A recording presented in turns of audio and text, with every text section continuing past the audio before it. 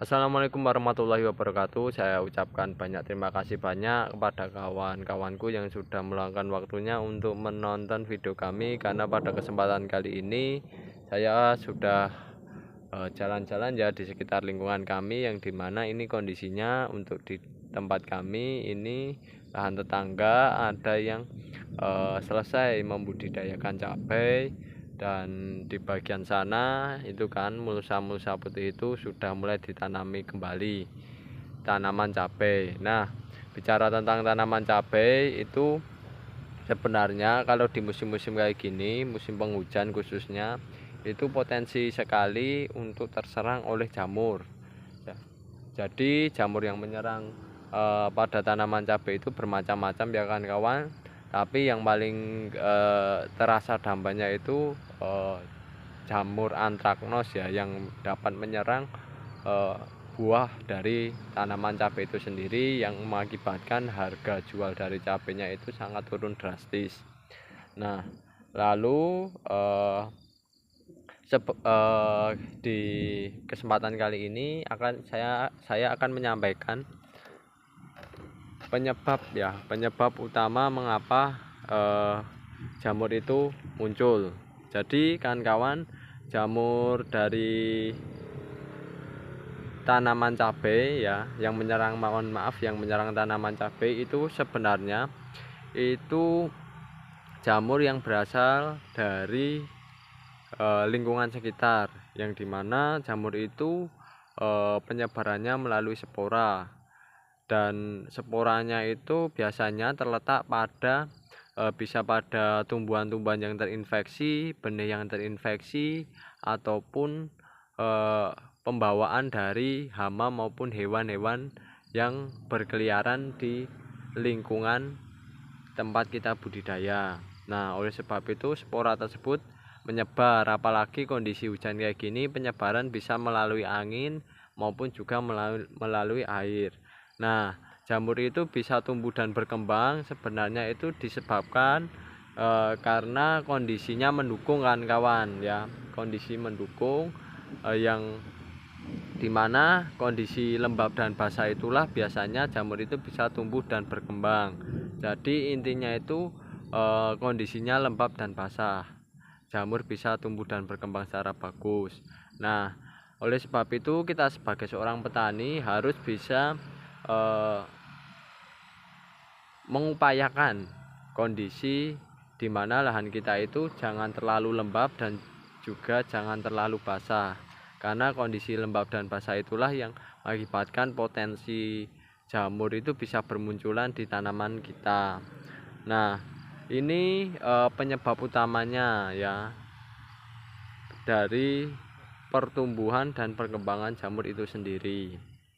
Nah, biasanya ada beberapa penyebab lainnya seperti kelembapan udara yang tinggi. Itu jelas. Itu biasanya di musim-musim kayak gini kelembapannya tinggi. Maka kawan-kawan buatlah sirkulasi udara pada lahan budidaya kawan-kawan sebaik mungkin. Ya, jarak antar bedengan bisa diperhatikan maupun jarak antar tanamannya juga. Yang kedua yaitu adalah genangan air. Nah, genangan air ini juga menjadikan potensi terbentuknya kelembapan, karena biasanya air yang menguap, air yang mengenang itu biasanya membuat kelembapan kawan-kawan. Nah, kelembapan ini ya mengakibatkan kondisi sekitarnya yang terkena genangan air tersebut menjadi kondisi yang cukup lembab, sehingga ya jamur bisa tumbuh dan berkembang lah ya. Lalu pH yang tidak netral. Nah, biasanya kalau pH tidak netral itu juga bisa mengakibatkan tanaman mudah terserang jamur. Mengapa demikian? Karena pH yang tidak netral itu mengakibatkan tanaman yang kita budidayakan itu sulit untuk menyerap nutrisi, sehingga ketika pH-nya tidak netral, tanaman itu mudah sakit dan sangat mudah sekali untuk terserang.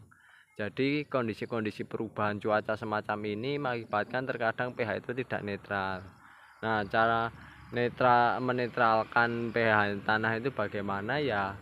diawali melalui pengolahan lahan yang sesuai, dan kawan-kawan bisa menggunakan bahan-bahan yang mengakibatkan tanah itu bisa menuju ke arah pH yang netral ya, seperti halnya salah satunya kapur dolomit. Nah, itu kan dari yang asam menjadi menuju yang netral, tapi itu tidak berlaku kalau tanah kawan-kawan sudah netral ya, nggak usah perlu ditambahkan. Nah, untuk mengetahui netral atau tidaknya kan kawan perlu pengecekan dengan menggunakan alat pH meter semacam itu. Lalu berikutnya penyebab jamur bisa tumbuh adalah kurangnya sirkulasi udara. Nah, sirkulasi udara ini kaitannya yaitu dengan jarak antar tanaman, karena tanaman itu biasanya semakin lama semakin rimbun. Kalau jaraknya terlalu dekat, maka yang terjadi adalah tanaman tersebut kerimbunannya semakin bertumpuk-tumpuk dan membesar. Nah, ini mengakibatkan kondisinya lembab. Kawan-kawan bisa bisa melihatnya ketika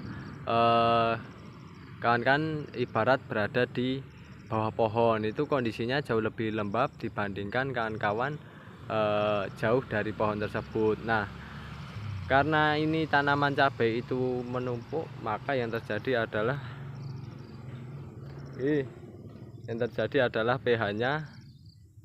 pH-nya yaitu berada pH yang lembab kan kawan. pH-nya yang kelembapannya semakin tinggi ya. Jadi penumpukan tersebut mengakibatkan kelembapan semakin tinggi, sirkulasi udara kurang bagus. Yang terjadi maka adalah tanaman itu mudah terserang jamur, karena dengan kelembapan tersebut jamur bisa tumbuh dan berkembang secara pesat. Dan di sisi lain juga jamur tersebut ada benih-benih yang atau spora yang berpotensi untuk menyerang tanaman kawan-kawan. Nah, spora itu bisa berasal dari tumbuhan berada di sekitar kawan-kawan, jadi kawan-kawan perlu sanitasi agar kondisinya sehat. Lalu bisa juga berasal dari benih kawan-kawan yang memang sudah terserang atau sudah terkena benih-benih jamur tersebut, atau terinfeksi lah ya, lebih enaknya kayak gitu. Sehingga kan kawan dengan mengetahui penyebab-penyebab semacam itu, saya harapkan kawan-kawan bisa mengoptimalkan ya budidayanya agar kondisi-kondisi yang berpotensi untuk jamur tersebut tumbuh dan berkembang itu bisa diatasi semacam itu dari pengalaman yang kami peroleh dan pembelajaran yang kami peroleh. Semoga bermanfaat. Kurang lebihnya mohon maaf. Ambil sisi positifnya, tinggalkan sisi negatifnya. Terima kasih. Wassalamualaikum warahmatullahi wabarakatuh.